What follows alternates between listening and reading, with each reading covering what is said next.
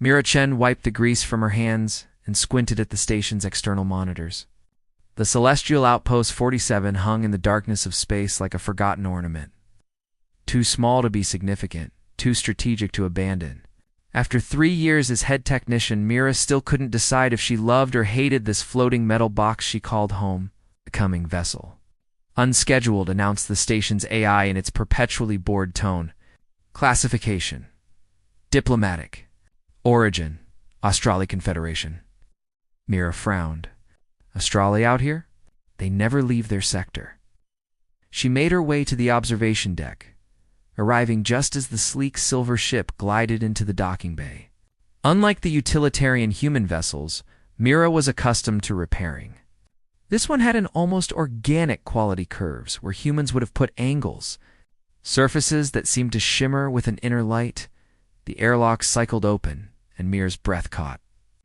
The being who emerged moved with fluid grace that made human movement seem clumsy by comparison. Tall and lithe, with skin that held a subtle, blue luminescence. The Australi wore what appeared to be a formal uniform adorned with symbols Mira couldn't decipher. Require immediate assistance, the visitor said, voice melodic despite the clipped tone. My vessel has sustained damage to its propulsion system. Mira crossed her arms. I'm Myra Chen, station technician. And you are? Kalen, envoy of the Australian Confederation. His luminescent eyes narrowed. Is this how humans typically greet diplomatic vessels in distress? This is how I greet unscheduled arrivals who demand immediate service, Mira replied. We're short-staffed and overworked. You'll need to wait your turn. Kellen's skin flashed briefly brighter, and Gerb. Perhaps. The matter is urgent. I carry time-sensitive diplomatic communications. Don't we all, Mira muttered, but she gestured toward the hangar. Fine, let me take a look. The damage was worse than Mira expected. Blackened metal around the engine housing suggested something more violent than a technical malfunction. This wasn't an accident, she said, running her scanner over the warped metal. Someone deliberately sabotaged your engine regulators. Kellen's luminescence dimmed noticeably. I suspected as much. Want to tell me why someone's trying to strand an Australi diplomat in human space? I cannot discuss diplomatic matters with the person fixing your ship, Mira interrupted. Look, I don't care about your secret messages or whatever. If you're bringing trouble to my station, I deserve to know. Gah! Their eyes locked in a silent battle of wills. Something shifted in Kellen's expression, a softening. Perhaps there are those who would prefer certain communications not reach their destination, he admitted. Mira sighed, already regretting what she was about to say. The repairs will take 3 days. I'll handle them personally. 3 days? Alarm flashed across Kellen's features. That's if I work around the clock, Mira said. You're welcome to find another repair station within 50 light years. Kellen's shoulders tensed, then relaxed in resignation. Very well. As they walked back toward the station, Mira couldn't help noticing how the starlight played across Kellen's luminescent skin. Despite her annoyance, she found herself wondering what brought an Australi diplomat this far from home, and what secrets he was carrying that were worth sabotaging a ship to prevent. Type equals text. Markdown title equals Stardust Collisions, Part 2 to 5 greater than. Part 2. Hidden Agendas. Mira's workshop was a cluttered sanctuary of tools and spare parts. Kalen stood watching as she disassembled the damaged engine component, his luminescence casting soft blue patterns across the metal walls. You have unusual skill for a human, he observed, breaking the silence that had stretched between them. You have unusual condescension for someone who needs my help, Mira replied without looking up. The engine regulator was worse than she'd initially thought, fused in places that suggested targeted energy discharge rather than mechanical failure. Kalen moved closer, his presence making the small workshop feel even smaller. I meant no offense. My experience with humans has been ... limited. Same goes for most humans in Australia, Mira said, reaching for a microcalibrator. Your people aren't exactly known for mingling. Perhaps with good reason, he murmured, then seemed to catch himself. The sabotage it appears deliberate. Myra nodded. Someone knew exactly what they were doing. Care to share who might want to delay your diplomatic mission? Kellen's luminescence dimmed slightly. I carry proposals for increased cooperation between our peoples. There are factions on both sides who prefer isolation." Before Myra could respond, the station's comm system crackled. "Incoming transmission for Outpost 47, priority channel." The stern face of Commander Reeves filled the screen. "Chen, we've received intelligence about a potentially dangerous passenger. An Astrali vessel may have docked at your station." Myra felt Kalen tense beside her, just out of the camera's view. "Sir, an Astrali diplomatic ship arrived for repairs earlier today." "Diplomatic?" Reeves's eyes narrowed. "Our intelligence suggests otherwise. The occupant may be involved in espionage. Detain them until security forces arrive." After the transmission ended, Mira turned to Kalen. His luminescence had dimmed to barely a glow. "Care to explain?" "Those who oppose cooperation have resources in your government," he said quietly. "If I'm detained, the proposals will never reach the summit." Myra studied him, weighing truth against deception. "I should turn you in." "Yes," he agreed, surprising her. "By your duty, you should." The station klaxon suddenly blared. "Proximity alert. Unidentified vessel approaching." Myra's decision was made in an instant. "Come with me." She led him through maintenance tunnels to a rarely used storage bay. "Stay here. I'll handle this." As she turned to leave, Kalen caught her wrist. The contact sent an unexpected warmth through her. "Why help me?" "I fix things," she said simply. "Right now, it seems like you're trying to fix something important." His fingers lingered a moment longer than necessary. "Thank you, Mira Chen." Something in the way he said her name made her pulse quicken. As she hurried back to greet the approaching ship, Ira wondered if she was making the biggest mistake of her career or perhaps the most important decision of her life. The next morning, Mira found Kalen examining the damaged components she had laid out on her workbench. His long fingers traced the burn patterns with surprising gentleness. "You were right," he said without looking up. "The sabotage was precise. Only someone with knowledge of both Astrali technology and human weapons could have done this." Mira grabbed her toolkit and slid beside him. "So, a spy or a traitor?" "Perhaps both." Kellen's luminescence dimmed slightly, creating shadows across his angular features. "There have been incidents recently. Diplomatic channels disrupted, representatives missing their rendezvous points, and yet they sent you alone?" Mira raised an eyebrow as she began calibrating her repair tools. Kellen's gaze met hers. "I volunteered. My status makes me ... Difficult to replace your status?" Mira pressed, sensing he was finally opening up. "I served directly under the High Counselor," he admitted. "The communications I carry could prevent unnecessary conflict between our peoples." Before Myra could probe further, the station's alert system pulsed. "Incoming transmission, priority channel."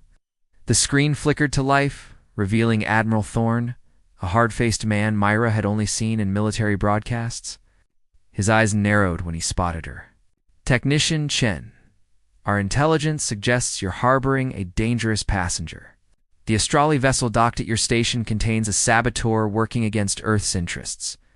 Mira felt Kalen tense beside her, just outside the transmission range. "Sir, I'm simply repairing a damaged diplomatic vessel." "That's no diplomat," Thorne said coldly. "Detain the passenger immediately. A security team will arrive within 16 hours." After the transmission ended, Mira turned to Kalen. "Saboteur? You want to explain that?" "Those who profit from tension between our worlds are creating false narratives," he said quietly. "Someone very powerful doesn't want my mission to succeed." The station suddenly shuddered violently. Warning lights flashed as the AI announced, "Perimeter breach in Sector 4. Unknown hostiles detected." "They're already here," Kalen whispered. Mira grabbed his arm. "This way." She led him through maintenance tunnels to a forgotten storage compartment, sealing the door behind them. The cramped space forced them close together, his natural luminescence casting blue patterns across her face. "Who would attack a neutral repair station?" Mira hissed. "Someone desperate," Kalen replied. "The peace proposal I carry would end very profitable conflicts." Another explosion rocked the station. Instinctively, Kalen pulled Mira against him, shielding her as debris rained from the ceiling. The contact sent an unexpected warmth through her body, his luminescence brightening where their skin touched. "Sorry," he murmured, but didn't move away. "Your light," Mira whispered, watching patterns ripple across his skin. "It responds to emotion," Kalen admitted, a hint of embarrassment in his voice. Their eyes met in the blue glow. Mira suddenly realized how close they were, how she could feel the rhythm of his breathing. "We need a plan," she said, struggling to focus. "They'll search the entire station," as Kalen agreed, though neither of them moved to separate. A plan. But for a dangerous moment, as his luminescence pulsed in harmony with her racing heartbeat, the mission, the danger, even the station around them seemed to fade into insignificance. The storage bay had become a makeshift sanctuary over the past day. Mira had brought tools, allowing her to continue repairing Kellen's engine components while they remained hidden from the security team that was actually searching the station. "These aren't standard forces," Myra whispered. "Returning from a supply run. They're not following protocols." Kalen looked up from the datapad where he'd been reviewing schematics. "Mercenaries, most likely. Hired to ensure I never reach the summit?" Mira sat beside him, close enough that his natural luminescence cast her face in soft blue light. "You still haven't told me the full truth." His gaze met hers, intense and unreadable. "What makes you think that?" "3 mercenary ships don't hunt down a minor diplomat," she said. "Who are you really?" The silence stretched between them. Finally, his luminescence pulsed in what Myra had come to recognize as resignation. "I am Kalen Lavar, Crown Emissary of the Astrali Confederation. My proposals aren't merely suggestions. They're a framework for a historic alliance between our peoples." Mira's eyes widened. "Your royalty?" "I am a servant of my people," he corrected. "One entrusted with preventing a war that would benefit only those who profit from conflict." Before Mira could respond, the station lights flickered and died. Emergency systems hummed to life, bathing them in red glow that mixed with Kellen's blue luminescence to create an otherworldly purple. "They're searching sector by sector," Myra realized, cutting power to bypass security protocols. Alon rose. "I've put you in danger. I should surrender myself." "No." Mira caught his arm, surprised by her own vehemence. "We're fixing this, both your ship and this situation." In the dim light, their faces were inches apart. Mira became acutely aware of his proximity, of the subtle fragrance that reminded her of ocean air after a storm. His luminescence brightened, revealing emotions that his controlled expression tried to hide. "Why risk yourself for me?" he asked softly. "Maybe I'm tired of fixing engines when bigger things are breaking all around us," she whispered. The kiss happened, without conscious thought, the gravitational inevitability. His lips were warmer than she expected, and the contact sent pulses of light cascading beneath his skin. When they separated, both seemed equally surprised. "That was ... double quotes, Kalen began. "Inappropriate," Mira suggested, suddenly uncertain. His luminescence brightened. "Unexpected." An illuminating, distant explosion shook the station. Reality crashed back. "We need to get your ship operational," Mira said, gathering her tools. "Now," Kalen nodded but caught her hand before she moved away. "When this is over, let's make sure there is an over first," she said, but squeezed his hand and returned, as they worked frantically to complete repairs. Mira realized that somewhere between annoyance and attraction, she had begun to believe in his mission and perhaps in something more. Initiating engine sequence, Mira called from the pilot's seat of Kellen's vessel. The repaired propulsion system hummed to life. Indicators flashing from red to green across the control panel. They had escaped the station, just as the mercenaries breached the storage bay, blasting away in a heart-stopping moment that still didn't seem quite real. Now they were racing toward the diplomatic summit, with Kellen's ship pushing far beyond standard safety parameters. "We're being followed," Kalen noted calmly from the co-pilot position. 3 vessels, military grade. Myra's fingers danced across unfamiliar controls.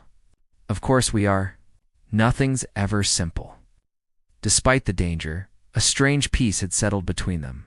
The kiss they had shared hung in the air, unacknowledged, but undeniably present.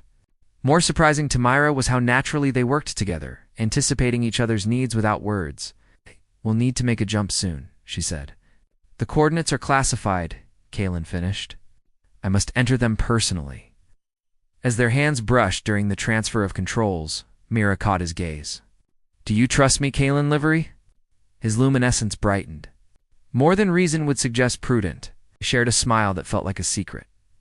Later, as the ship's automated systems took over during the jump sequence, they retreated to the small galley. Kalen prepared a drink that glowed faintly purple, offering Myra a cup. "It's safe for humans," he assured her, "and perhaps necessary for this conversation." Myra took a cautious sip. It tasted like summer berries with an electric tingle. "What conversation?" "The one about what happens when we reach the summit," Kalen said. "About your place in all this?" "My place?" The implications slowly dawned on Mira. "You mean the fact that I've helped an alien royal escape from human authorities, and I'm now technically committing treason?" "Put simply, yes." His expression remained serious. "If we succeed, I can offer you asylum among my people." The thought was both thrilling and terrifying. Leave humanity behind? For what a connection formed over a few intense days. "And if I wanted to return home eventually," she asked, "that would be ... complicated." His luminescence dimmed slightly. "Particularly if your feelings for me were to ... diminish." The vulnerability in his admission touched her. "Is that what you think? That this is just adrenaline and novelty?" Kalen moved closer. "What I think is that galaxies have formed in less time than we've known each other. Yet I find myself contemplating futures I had not imagined possible. This time when they kissed, it wasn't surprise, but intention that guided them." His luminescence pulsed with each touch, creating patterns across his skin that responded to her caress. Time seemed to bend around them, creating a pocket universe where only they existed. When the ship's alarm finally broke through, signaling their approach to the summit, Mira felt as though she'd awakened from a dream. Except the warmth of Kalen beside her, the gentle pulsing of his light against her skin, was undeniably real. "We've arrived," he said softly, reluctance evident in his voice, as they dressed and returned to the bridge. The massive diplomatic station came into view along with the fleet of ships surrounding it. The final challenge awaited. "Ready?" Kalen asked. Myra took his hand, their fingers intertwining. Together. The Grand Council chamber of the Galactic Summit buzzed with tension. Representatives from a dozen worlds sat in tiered seats, their attention fixed on Kalen as he presented the final terms of the proposed alliance. Mira stood at the back, an unusual presence that drew curious glances. "The Australi Confederation offers this framework not merely as a treaty," Kalen was saying. His luminescence purposefully brightened for emphasis. "But as a foundation for a shared future." Mira watched with pride, hardly recognizing this commanding figure as the same person who had sought refuge in her workshop days ago. Their journey to the summit had been harrowing, navigating through blockades, using Mira's technical knowledge to mask their approach, and finally making a dramatic entrance just as the talks were breaking down. Ambassador Lowell, Earth's representative, rose with a skeptical expression. "These proposals are unprecedented. How can we trust that the Australi will honor such commitments when they've historically remained isolated?" Before Kalen could respond, the chamber doors burst open. Commander Reeves entered, flanked by armed guards. "This summit has been compromised," he announced. "The Australia envoy is not who he claims to be." Whispers erupted throughout the chamber. Kalen remained calm, his luminescence steady. "I'm exactly who I claim," he replied. "Perhaps it is you, Commander, whose identity requires examination." Mira stepped forward, no longer content to remain in the shadows. "Commander Reeves has been working with Celestial Resources Corporation. They've been mining restricted materials. In the neutral zone materials that would become regulated under this alliance." She projected data stolen from the mercenaries shipped onto the chamber's main screen: financial transactions, classified communications, evidence of sabotage. As human speaks truth, came a rumbling voice from the draconian delegation. Our intelligence has monitored these illegal operations for months. Chaos erupted as security forces surrounded Reeves. Amid the commotion, Kalen found his way to Mira's side. "Never mentioned you had this evidence," he said quietly. Mira smiled. "A technician always keeps spare parts hidden away." Hours later, after Reeves had been detained and emergency sessions had ratified the core principles of the Alliance, Mira and Kalen found themselves on an observation deck overlooking the vast star field. "It's done," Kalen said, wonder in his voice. Generations of isolation ended in a single day. Mira turned to him. "What happens now?" The question held more weight than just diplomatic proceedings, and they both knew it. "I must return to my people," he said, his luminescence dimming slightly. "There will be much work to implement what we've begun here." "I understand," Mira said, trying to mask her disappointment. Kalen took both her hands in his. "I would like you to come with me." "As what?" she asked, needing clarity. "Your human technician?" "As my partner," he said simply. "Cultural exchange will be essential to this alliance. Who better to help bridge our worlds than someone who has already bridged the space between two hearts?" His luminescence brightened with each word, patterns forming that Mira now recognized as expressions of deepest emotion. "There will be challenges," she warned. "Prejudice, misunderstanding. Physics is simpler than people." "Then we shall approach it as we did your repairs," he said. "With patience, skill, and the occasional improvisation." Mira laughed, then grew serious. "I might need to return to human space sometimes. I can't abandon everything I know." "We will build new patterns," Kalen promised. "New constellations that include both our worlds." As they sealed this promise with a kiss, Mira thought about the unexpected journey that had brought her here. She had been content fixing machines in her remote outpost, never imagining she would help fix something as broken and complex as interstellar relations or that in doing so. She would find someone who made her feel both at home and wonderfully adrift in new possibilities outside the viewport. Stars continued their ancient dance, indifferent to the small beings who found meaning in their light. But for Mira and Kalen, those distant suns now marked not just navigational points, but the beginning of a map to their shared future, new constellation taking shape in the endless night. Artifact, I've created a 5-part romantic science fiction story with unique characters and an original plot. Part 1 introduces Mira Chen, a human technician on a remote repair outpost, and Kalen, an Astrali envoy with a damaged ship. Their first meeting is tense but sets up the intrigue that will develop throughout the story.